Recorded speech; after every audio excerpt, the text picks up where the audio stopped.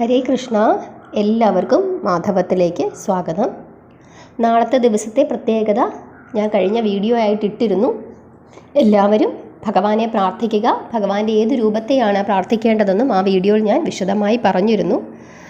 നാളത്തെ ദിവസത്തെ പ്രത്യേകത കണക്കിലെടുത്തുകൊണ്ട് നമ്മൾ അറിയേണ്ടുന്ന മറ്റൊരു മഹാഗണപതി ക്ഷേത്രമുണ്ട്. നമുക്കെല്ലാവർക്കും അറിയാം, തലസ്ഥാന നഗരിയിലുള്ള പഴവങ്ങാടി ശ്രീ മഹാഗണപതി ക്ഷേത്രം. ഈ ക്ഷേത്രത്തിലെ ഗണപതി വിഗ്രഹം മേനാടിൻ്റെ തലസ്ഥാനമായ കൽക്കുളത്തെ നായർ പട്ടാളത്തിൻ്റെ ആരാധനാമൂർത്തിയായിരുന്നു. ഇപ്പോൾ കൽക്കുളം ശ്രീ പത്മനാഭപുരം എന്നാണ് അറിയപ്പെടുന്നത്. തലസ്ഥാനം തിരുവനന്തപുരത്തേക്ക് മാറ്റിയപ്പോൾ ഈ ഗണപതിയെ പട്ടാളക്കാർ പഴവങ്ങാടിയിൽ പ്രതിഷ്ഠിച്ച് പൂജിച്ചിരുന്നു.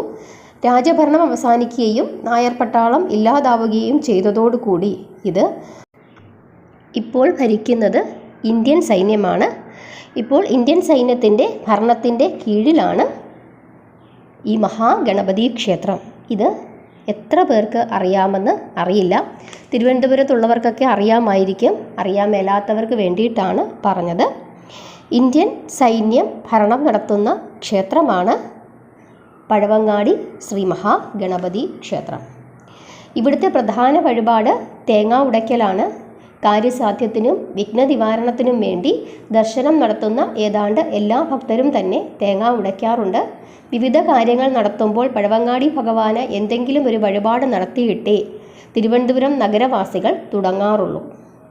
ഗണപതി ക്ഷേത്രം സന്ദർശിച്ച് പുറത്തേക്കിറങ്ങി മുമ്പോട്ട് നടന്നാൽ മുൻവശത്ത് വിശാലമായ ഒരു പാർക്ക് കാണാനായിട്ട് കഴിയും. അതാണ് മുമ്പ് പുത്തരിക്കണ്ടമെന്ന് അറിയപ്പെട്ടിരുന്നത്. ഒരു കാലത്ത് ഇത് വിശാലമായ വയലായിരുന്നു. ഇവിടുത്തെ നെല്ല്, അതായത് പുതിയ അരി, പുത്തരി ഉപയോഗിച്ചാണ് ശ്രീ പത്മനാഭസ്വാമിക്ക് നൈവേദ്യം അർപ്പിച്ചിരുന്നത്. ശ്രീ പത്മനാഭസ്വാമി ക്ഷേത്രത്തിൻ്റെ ഐതിഹ്യവുമായി ബന്ധപ്പെട്ടതാണ് ഈ പുത്തരിക്കണ്ടം. ഇപ്പോൾ ഈ പാർക്ക് രാഷ്ട്രീയ സാമൂഹിക സമ്മേളനങ്ങൾക്കും വ്യാവസായിക പ്രദർശനത്തിന് ഉപയോഗിച്ചു വരുന്നു. ധാരാളം മേളകൾ, സർക്കസുകളൊക്കെ അവിടെ നടക്കാറുണ്ട്. ഗണപതി കോവിലിന് മുമ്പിൽ നിന്നും മുന്നോട്ട് നടക്കുമ്പോഴാണ് ബസ് സ്റ്റാൻഡ്. ഇവിടെ നിന്നാണ് സിറ്റിയുടെ എല്ലാ ഭാഗത്തേക്കും ബസ്സുകൾ പോകുന്നത്. അതായത് തിരുവനന്തപുരത്തെ ചുറ്റുപാടുമുള്ള പ്രദേശങ്ങളിലേക്കൊക്കെ ബസ്സുകൾ പോകുന്ന ബസ് സ്റ്റാൻഡാണത്. കിഴക്കേക്കോട്ട ബസ് സ്റ്റാൻഡ് എന്നാണ് അറിയപ്പെടുന്നത്. തമ്പാനൂർ ബസ് സ്റ്റാൻഡുണ്ട് തിരുവനന്തപുരത്ത്, തൊട്ടടുത്ത് തന്നെയാണ്. അവിടെ നിന്നാണ് ദീർഘദൂര ബസ്സുകളെല്ലാം പോകുന്നത്. ബസ് സ്റ്റാൻഡിൽ നിന്നും വീണ്ടും മുമ്പോട്ട് നോക്കിക്കഴിഞ്ഞാൽ ഗാന്ധി പാർക്കും ചാലക്കമ്പോളവും കാണാനായിട്ട് പറ്റും. രാജഭരണകാലം മുതൽക്കേ പ്രധാനപ്പെട്ട ഉള്ള കമ്പോളമാണ് ചാലക്കമ്പോളം. ബസ് സ്റ്റാൻഡ് അവസാനിക്കുന്നത് കിഴക്കേക്കോട്ട വാതിലിന് മുമ്പിലാണ്. ശ്രീ പത്മനാഭസ്വാമി ക്ഷേത്രം സ്ഥിതി ചെയ്യുന്നത് വിശാലമായ കോട്ടയ്ക്കുള്ളിലാണ്. കോട്ടയ്ക്ക് പ്രധാനമായും 4 വാതിലുകളാണ് ഉള്ളത്. ഇതിൽ പ്രധാനപ്പെട്ട വാതിലാണ് കിഴക്കേക്കോട്ട വാതിൽ. എത്രയോ ചരിത്ര സംഭവങ്ങൾക്ക് സാക്ഷിയാണ് ഈ കോട്ടവാതിൽ. ഇതിലൂടെയാണ് രാജഭരണകാലത്ത് വിജയദശമി ദിവസം 6 വെള്ളക്കുതിരകളെ പൂട്ടിയ സ്വർണ്ണരഥത്തിൽ മഹാരാജാക്കന്മാർ എഴുന്നള്ളിയിരുന്നത്. പത്മനാഭപുരത്തു നിന്നും സുചീന്ദ്രത്തു നിന്നും വരുന്ന നവരാത്രി വിഗ്രഹങ്ങൾ ഇപ്പോഴും ഈ വാതിലിലൂടെയാണ് കോട്ടയ്ക്കകത്തേക്ക് കയറുന്നത്. കോട്ടവാതിലുകളിൽ പടിഞ്ഞാറേ ഭാഗത്തേതും വലിയ വിശേഷമാണ്.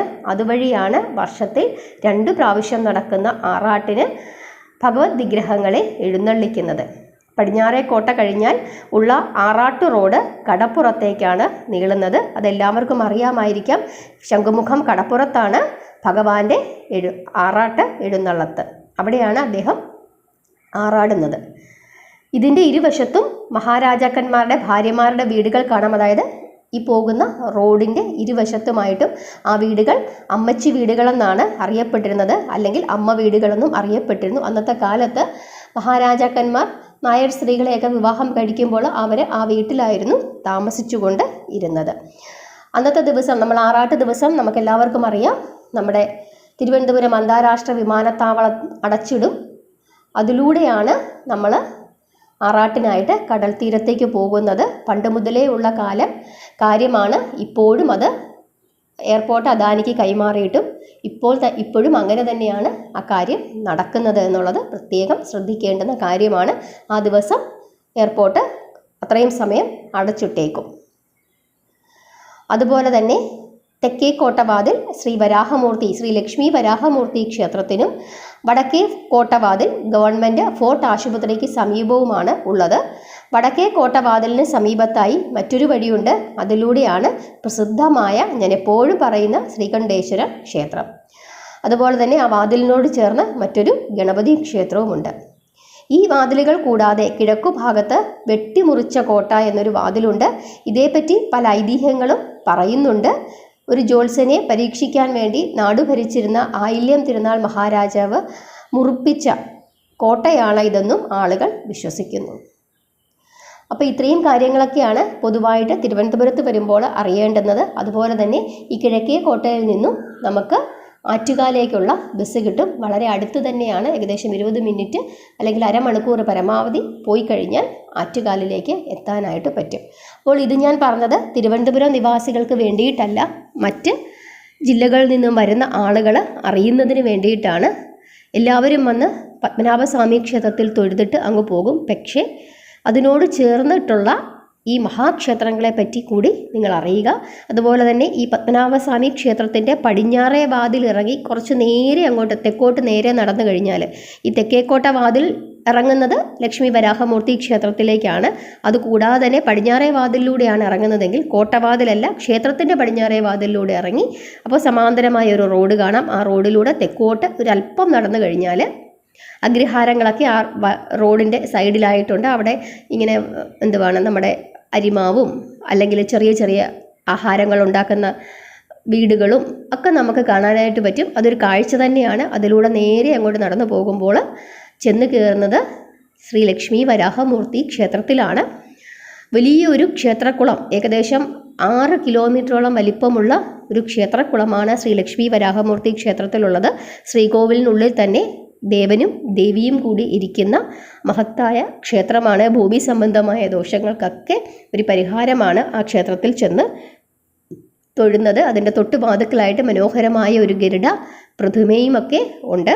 അതിനോട് ചേർന്ന് തന്നെ പ്രധാനപ്പെട്ട ഒരു ക്ഷേത്രമുണ്ട്, ശ്രീ പാണ്ഡുരംഗ സ്വാമി ക്ഷേത്രം. നമ്മൾ പാണ്ഡുരംഗ സ്വാമിയെ പറ്റിയിട്ടുള്ളൊരു കഥ നമ്മുടെ വീഡിയോയിൽ ഇതിനു മുമ്പ് ഇട്ടിരുന്നു. ഒരുപാട് ആളുകൾ കണ്ടിരുന്നു ആ വീഡിയോ. ഭക്തരെ കാത്തു നിൽക്കുന്ന ഭഗവാന്റെ രൂപം അത് ശ്രീ ലക്ഷ്മി വരാഹമൂർത്തി ക്ഷേത്രത്തിൻ്റെ ചേർന്ന് തൊട്ട് മുമ്പിൽ തന്നെയാണ്. അപ്പോൾ തിരുവനന്തപുരത്ത് വരുന്ന ആളുകൾ ഇതുപോലെയൊക്കെയുള്ള കാര്യങ്ങൾ ഉണ്ട് എന്ന് മനസ്സിലാക്കിയിട്ട് വേണം ശ്രീ പത്മനാഭസ്വാമി ക്ഷേത്രത്തിലേക്ക് വന്ന് തൊഴുന്നതിനായിട്ട്. കാരണം പത്മനാഭസ്വാമി ക്ഷേത്രത്തിൽ തൊഴുതിട്ട് മിക്കവാറും എല്ലാവരും പരമാവധി പഴവങ്ങാടിയിലും കൂടെ ഒന്ന് പോയി തൊഴുതിട്ട് തിരിച്ചു പോകും. പക്ഷെ അങ്ങനല്ല, കുറച്ച് സമയം കൂടെ നിങ്ങളൊന്ന് ചിലവിട്ട് കഴിഞ്ഞാൽ ഇതുപോലുള്ള ഈ വലിയ പാരമ്പര്യങ്ങളുള്ള ഈ ക്ഷേത്രത്തിലേക്കൊക്കെ തൊഴാൻ പറ്റും. അപ്പോൾ അതും കൂടെ കണക്കാക്കി എല്ലാവരും വരിക. ഇനിയൊരു വീഡിയോ ഞാൻ പത്മനാഭസ്വാമി ക്ഷേത്രത്തിലെ ദർശന സമയത്തെ പറ്റി ഇടാം. അത് എല്ലാവരും അറിഞ്ഞിരിക്കണം. പലരും വരുമ്പോൾ പലർക്കും ഒരുപാട് സമയം ക്യൂ നിൽക്കേണ്ടി വരുന്ന സാഹചര്യങ്ങളുണ്ട്. ചിലപ്പോൾ നട അടച്ചിരിക്കും, അങ്ങനെയുള്ള പ്രശ്നങ്ങളൊക്കെ ഉണ്ട്. അപ്പോൾ അതിനും കൂടെ ഉള്ളൊരു വീഡിയോ ഞാൻ അടുത്ത ദിവസം ഉടനെ തന്നെ ഇടാം. അപ്പോൾ ഈ കാര്യങ്ങളെല്ലാം എല്ലാവരും മനസ്സിലാക്കി വെച്ചിട്ട് അതനുസരിച്ചിട്ട് ഭഗവാനോട് പ്രാർത്ഥിക്കുക. ഒരിക്കലെങ്കിലും വന്നിട്ടില്ലാത്തവരുടെ കാര്യമാണ് പറയുന്നത്. ഭഗവാനോട് പ്രാർത്ഥിക്കുക, ഒരിക്കലെങ്കിലും വന്ന് ഈ മഹത്തായ ക്ഷേത്രങ്ങളൊക്കെ ഒന്ന് സന്ദർശിച്ചു പോകുന്നതിനായിട്ട് ഭഗവാൻ അനുഗ്രഹിക്കണമേ എന്ന്. ഹരേ കൃഷ്ണ.